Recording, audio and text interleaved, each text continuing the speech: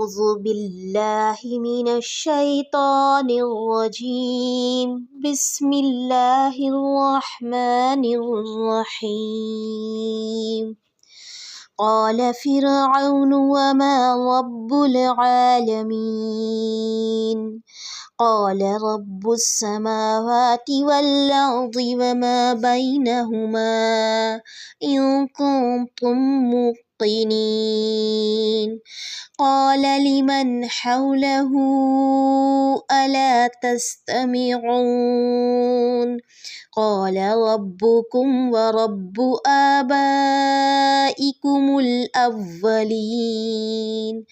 قال إن رسولكم الذي أرسل إليكم لمجنون قال رب المشرق والمغرب وما بينهما إن كنتم تعقلون قال لئن اتخذت إلها غيري لأجعلنك من المسجونين قال أولو جئتك بشيء مبين قال فأت به إن كنت من الصادقين۔ ترجمہ: فرعون نے کہا،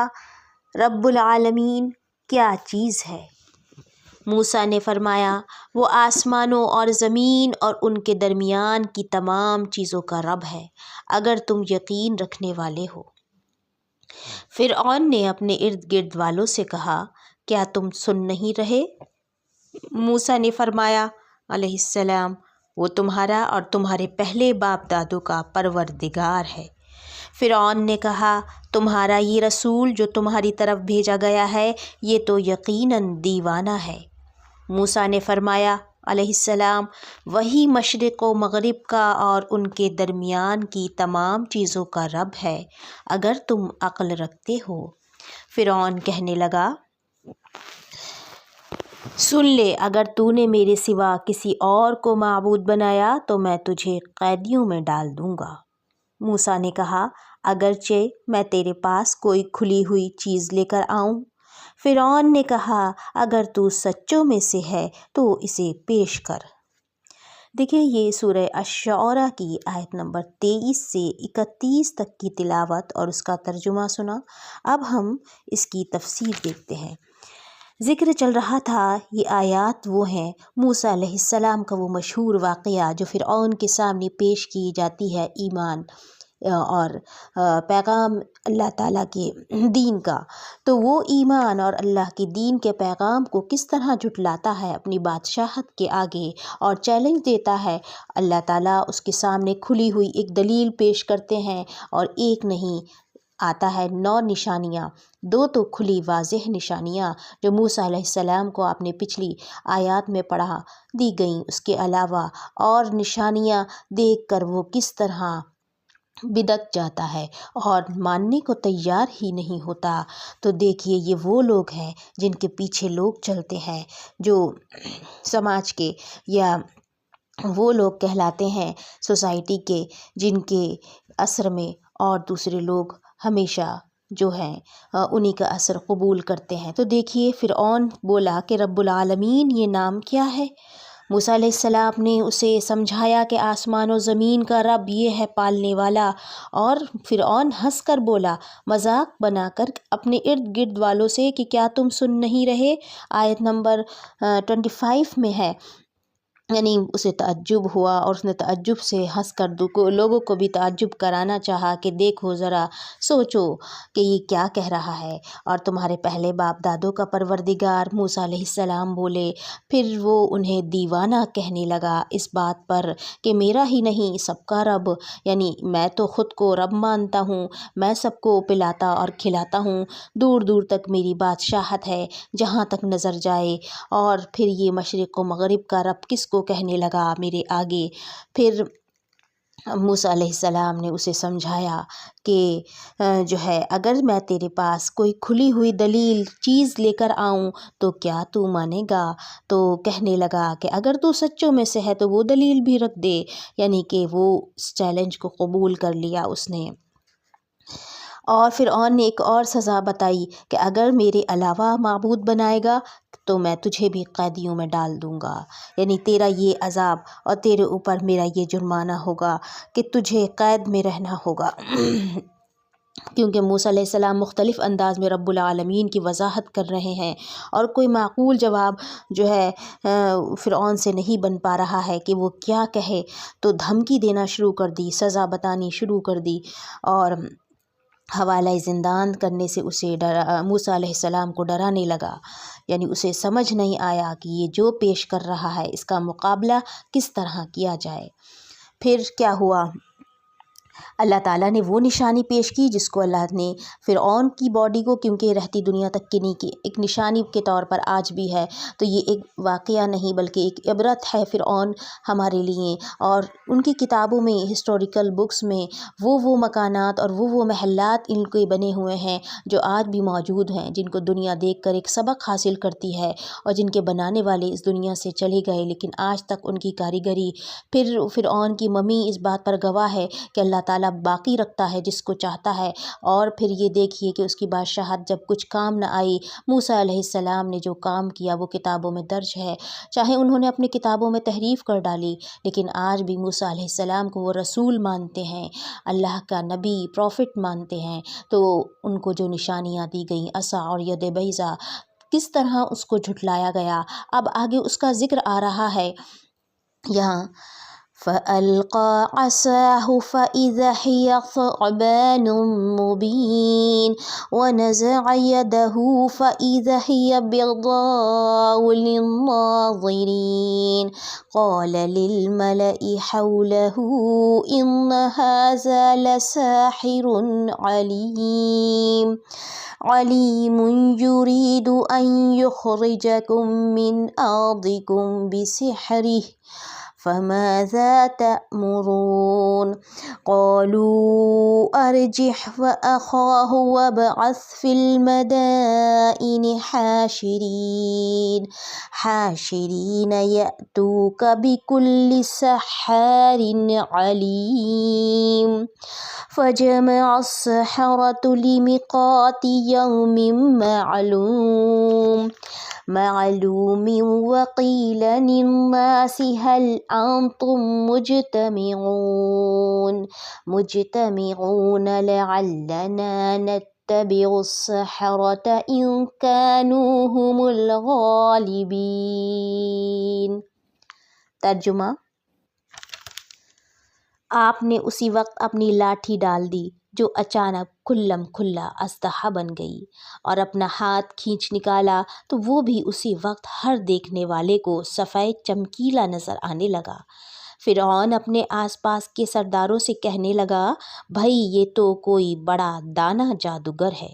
یہ تو چاہتا ہے کہ اپنے جادو کے زور سے تمہیں تمہاری سرزمین سے ہی نکال دے، بتاؤ اب تم کیا حکم دیتے ہو؟ ان سب نے کہا، آپ اسے اور اس کے بھائی کو مہلت دیجیے اور تمام شہروں میں اکٹھا کرنے والے بھیج دیجیے جو آپ کے پاس ذی علم جادوگروں کو لے کر آئیں۔ پھر ایک مقرر دن کے وعدے پر تمام جادوگر جمع کیے گئے، اور عام لوگوں سے بھی یہ کہہ دیا گیا کہ تم بھی مجمع میں حاضر ہو جاؤ گے، تاکہ اگر جادوگر غالب آ جائیں تو ہم ہی ان کی پیروی کریں۔ یہ تھی تلاوت، دیکھیے آیت نمبر 32 سے 40 تک کی، اور اس کا ترجمہ۔ اب موسیٰ علیہ السلام کی اس بڑی نشانی عصا کو اللہ تعالیٰ فرماتے ہیں کہ جو اچانک کھلم کھلا اسلحہ بن جاتی تھی وہ ڈال دی گئی۔ پھر اپنا ہاتھ جو کھینچا ید بیضا، تو وہ ایک الگ سی روشنی، ایک چمک اس کے اندر نظر آنے لگی اس ہاتھ میں جو بغل میں سے نکل کر آیا۔ فرعون تو اپنے آس پاس کے سرداروں سے کہنے لگا، مجھے تو یہ جادو محسوس ہوتا ہے۔ اس نے نہیں مانا کہ یہ اللہ کی کوئی نشانی ہے، بلکہ وہ اس کو جادو سے مقابلہ کرنے لگا تاکہ وہ اس کا مقابلہ کر سکے جادو کے زور سے۔ پھر اس نے یہ تدبیر سوچی کہ کیونکہ یہ تمہیں تمہاری سرزمین سے نکالنا چاہتا ہے تو بتاؤ اب ہمیں اس کے مقابلے میں کیا کرنا چاہیے تاکہ لوگوں کو ہمدردی سے اپنی طرف کر سکے۔ پھر لوگوں نے یہی مشورہ دیا کہ آپ کیا کریے، مقابلہ کریے، تمام شہروں میں اس کے مقابلے کے لیے ایسے لوگوں کو اکٹھا کروائیے کہ جو اس کے جادو کے زور کا مقابلہ کرے، ذی علم جادوگروں کو جو بہت پڑھے لکھے جادوگر ہوں۔ پھر تمام جادوگر، اللہ تعالیٰ فرماتے ہیں، ایک مقررہ دن، ایک دن سیٹ کر لیا گیا، اس دن جمع کر لیے جاتے ہیں۔ پھر لوگوں سے بھی یہ خوب کہہ دیا جاتا ہے کہ تم بھی جمع ہو جانا، تاکہ جادوگر کیونکہ غالب آنے والے ہیں، ہمارے زیادہ پڑھے لکھے جادوگر ہوں گے تو ہم ان جادوگر کے پیچھے چلیں گے جو وہ کہیں گے اور ان کی بات مانیں گے، تو ذرا سارے لوگ اکٹھے ہو جاؤ۔ ایسا کر کے پورا ایک پروگرام، پورا ایک دن اور ایک پورا ایونٹ جو ہے مقرر کیا گیا تاکہ سب اپنی کھلی آنکھوں سے دیکھ لیں۔ لیکن اللہ تعالیٰ نے کیونکہ حق کو حق کرنا تھا اور دکھا دینا تھا کہ یہ اللہ کی نشانی ہے اور یہ جادو ہے، اور جادوگر کا انجام بھی پیش کرنا تھا، اور پھر جادوگر کے ایمان کو بھی اللہ تعالیٰ نے نشانی بنانا تھا کہ تمہارے یہ جادوگر جن کو تم لے کر آئے ہو یہ سب اللہ کے آگے زیر ہیں، سجدہ ریز ہیں، یہ سب اللہ کے اس نشانی کو قبول کرتے ہیں، تو کیا تم مانو گے یا نہیں؟ انہوں نے اپنی آنکھوں سے اس میدان میں جادوگروں کو سجدہ ریز ہوتے دیکھا، لیکن دیکھیے ان کا کیا حال ہوا۔ پھر کیا ہوتا ہے، جادوگر دیکھیے اس سے پہلے کیا ان کو جو ہے دنیا چاہیے ہوتی ہے، وہ دنیا کے اس مقام کا وعدہ کرواتے ہیں کہ ہمیں کچھ ملے گا یا نہیں۔ فَلَمَّا جَاءَ السَّحَرَةُ قَالُوا لِفِرْعَوْنَ أَئِنَّ لَنَا لَأَجْرًا إِن كُنَّا نَحْنُ الْغَالِبِينَ قال نعم وإنكم إذا لمن المقربين قال لهم موسى ألقوا ما أنتم ملقون فألقوا حبالهم وعصيهم وقالوا بعزة فرعون إنا لنحن الغالبون فألقى موسى عصاه فإذا هي تلقف ما يأفكون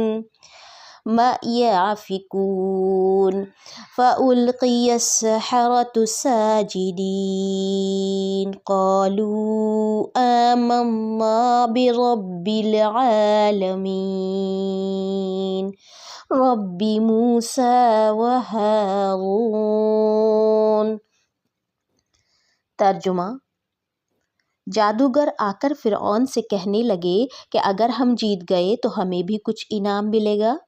فرعون نے کہا ہاں بڑی خوشی سے، بلکہ ایسی صورت میں تم میرے خاص درباری بن جاؤ گے۔ موسیٰ نے جادوگروں سے فرمایا جو کچھ تمہیں ڈالنا ہے ڈال دو۔ انہوں نے اپنی رسیاں اور لاٹھیاں ڈال دیں اور کہنے لگے عزت فرعون کی قسم، عزت فرعون کی قسم، ہم یقیناً غالب ہی رہیں گے۔ اب موسیٰ نے بھی اپنی لاٹھی میدان میں ڈال دی، جس نے اسی وقت ان کے بنے ہوئے کھلونوں کو نگلنا شروع کر دیا۔ یہ دیکھتے ہی جادوگر سجدے میں گر گئے اور انہوں نے صاف کہہ دیا کہ ہم تو اللہ رب العالمین پر ایمان لائے، یعنی موسیٰ اور ہارون کے رب پر۔ یہ تلاوت آیت نمبر 41 سے 48 تک کی دیکھیے۔ اب اس میں اس کلائمیکس کا ذکر ہے کہ جہاں پر جادوگر پہلے تو یہ کہنے لگے کہ ہم جیت گئے تو ہمیں کیا ملے گا انعام۔ فرعون نے بھی وعدہ کیا تم تو میرے بڑے خاص درباری، میرے قریبی، آپ جانتی ہیں کہ لیڈرشپ میں جو جن کے زیادہ لیڈرز کے قریب رہتا ہے اس کو اتنے فائدے حاصل ہوتے ہیں، یہ شروع سے رہا ہے۔ تو ان جو ہے لیڈر یا اس جو ہے بادشاہ کی جتنی قریبی پوزیشن ملتی ہے وہ اتنا زیادہ مقرب اور اتنا زیادہ اس کا مقام دنیا میں سمجھا جاتا ہے۔ تو وہ یہ کہنے لگے کہ ہمیں جو مقام ملے گا وہ بہت خاص ہو، اور جو تمہیں ڈالنا ہے، موسیٰ علیہ السلام نے کہا کہ پہلے ڈال دو، یعنی کہ تم اپنا پیش کرو جو تمہیں پیش کرنا ہے۔ تو دیکھیے موسیٰ علیہ السلام کی طرف سے جادوگروں کو پہلے اپنے کرتب دکھانے کے لیے یہ حکمت بھی ہے کہ ایک تو ان پر یہ واضح ہو جائے کہ اللہ کا پیغمبر اتنی بڑی تعداد میں نامی گرامی جادوگروں کی اجتماع اور ان کی ساحرانہ جو چال بازی ہوں ان سے کوئی خوف زدہ نہیں ہے کہ تمہیں جو ڈالنا ہے ڈالو۔ دوسرا مقصد یہ ہے کہ جب بعد میں اللہ کے حکم سے یہ ساری شعبہ بازیاں جو ہیں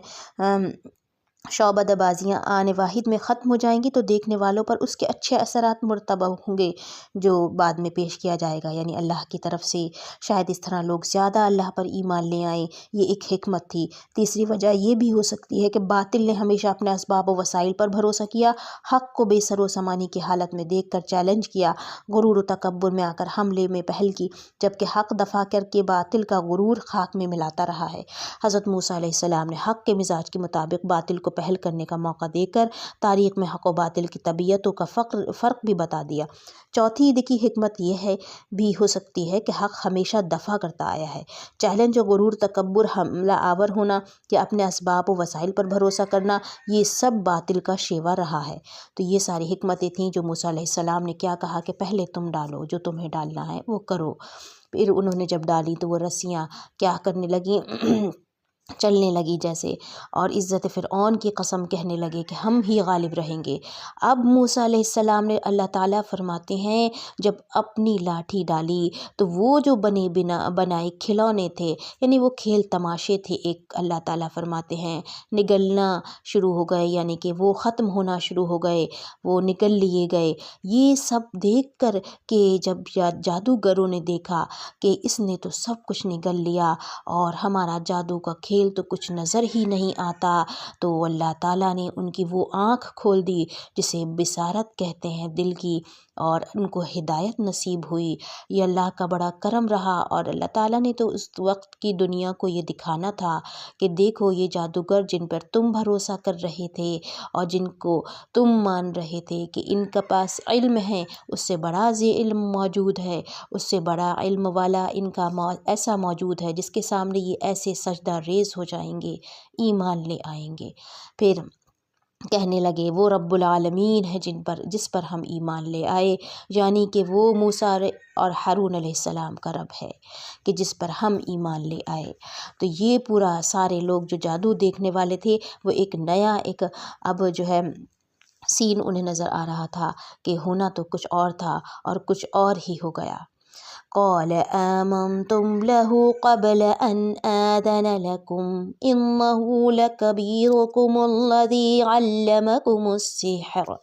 فلسوف تعلمون لأقطعن أيديكم وأرجلكم من خلاف ولأصلبنكم أجمعين قالوا لا ضير انا الی ربنا منقلبون۔ ترجمہ، فرعون نے کہا کہ میری اجازت سے پہلے تم اس پر ایمان لے آئے، یقیناً یہی تمہارا وہ بڑا ہے جس نے تم سب کو جادو سکھایا ہے، سو تمہیں ابھی ابھی معلوم ہو جائے گا۔ قسم ہے میں ضرور تمہارے ہاتھ پاؤں الٹے طور پر کاٹ دوں گا اور تم سب کو سولی پر لٹکا دوں گا۔ انہوں نے کہا کوئی حرج نہیں، ہم تو اپنے رب ہی کی طرف لوٹنے والے ہیں۔ یہ ترجمہ آیت نمبر 49 سے 50 تک کا۔ اب اس واقعے کی اللہ تعالیٰ کی طرف سے ایک نشانی جب سامنے آتی ہے، یعنی جادوگر کے ایمان کی، پھر جادوگروں کو ایسی استقامت نصیب ہوتی ہے کہ وہ ڈٹ جاتے ہیں کہ اب جو بھی ہو، جیسا بھی ہو، ہم تو ایمان لے آئے۔ فرعون ان سے دشمنی مول لے بیٹھتا ہے،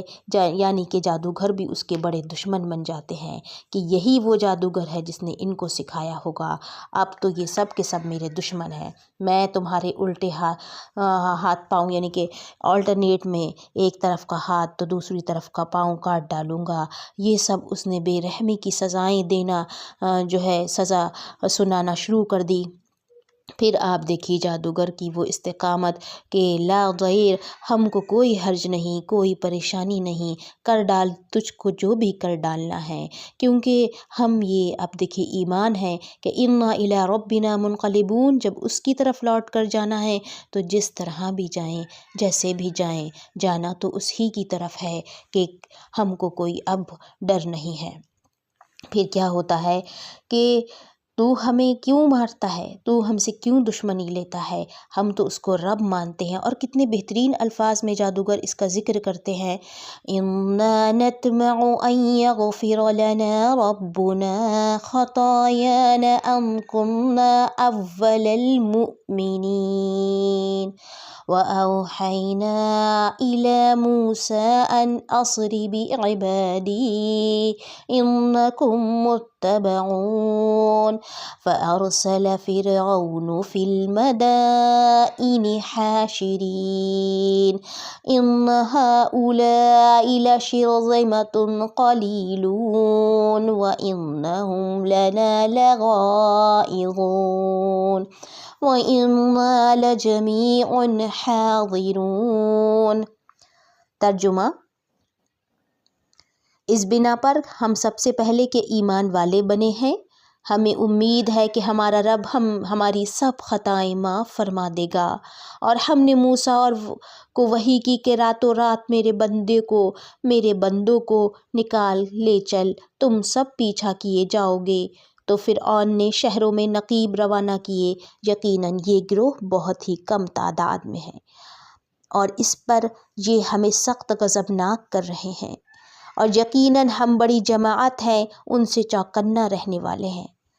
تو یہ ہے آیت نمبر 51 سے 56 کا ترجمہ۔ اب دیکھیے اس میں وہ جادوگر کی طرف سے کہ وہ رب ہمیں معاف کر دے، ہم تو بس یہ چاہتے ہیں۔ دیکھیے ان کا کیا حال تھا کہ وہ اللہ تعالیٰ کے لیے تمام کی تمام جتنی بھی ایذائیں تھیں قبول کر رہے تھے، اور وہ لینے کو تیار تھے، لیکن پھر بھی ان کو اپنی خطاؤں کا اندیشہ تھا کہ بس ہمیں معافی مل جائے۔ تو ان کا کیا حال ہو گیا ایمان سے، یعنی کہ اللہ تعالیٰ نے ان کے دل کو بالکل نرم کر دیا اپنے لیے، اور وہ بدل گئے۔ اور پھر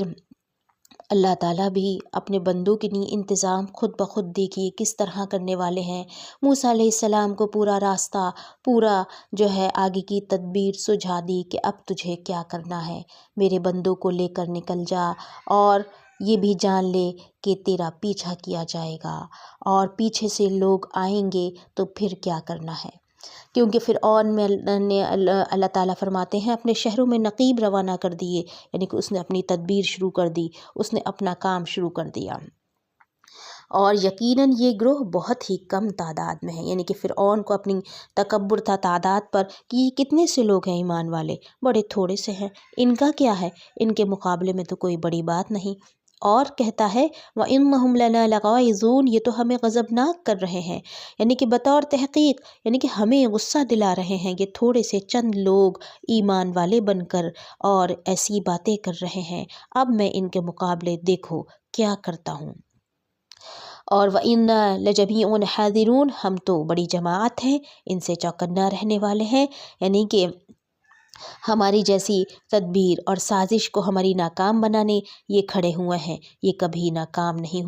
کامیاب نہیں ہو سکتے۔ یہ فرعون کی سوچ تھی اس وقت تکبرانہ، اور ہمیں پریشان ہونے کی کوئی ضرورت نہیں، ہم تو ان کا مقابلہ کرنے کو تیار ہیں۔ تو دیکھیے اس کو واقعے کو انشاءاللہ آپ دیکھیے آگے پورا اس کا ذکر چلا آ رہا ہے موسیٰ علیہ السلام کا، ابھی آگے کے رکوع میں بھی، اس کے بعد آپ دیکھیے کہ اس میں باپ دادوں کا بھی ذکر ہے کہ وہ کس طرح اپنے باپ دادوں کی باتوں کا ذکر کر رہے اور ان کے طریقے پر چلنے کے لیے ڈٹے ہوئے تھے۔ پھر اللہ تعالیٰ سمجھاتے ہیں کہ وہ تمہارا دشمن سب سے بڑا یعنی شیطان، اس نے تمہیں کس طرح دھوکے میں ڈالا رکھا۔ تو یہ سارے واقعات در واقعات اللہ تعالیٰ نے اسٹیپ بائی اسٹیپ ہمیں اس طرح سمجھایا ہے کہ ایمانیات کی ایک نئی روشنی سامنے آتی ہے۔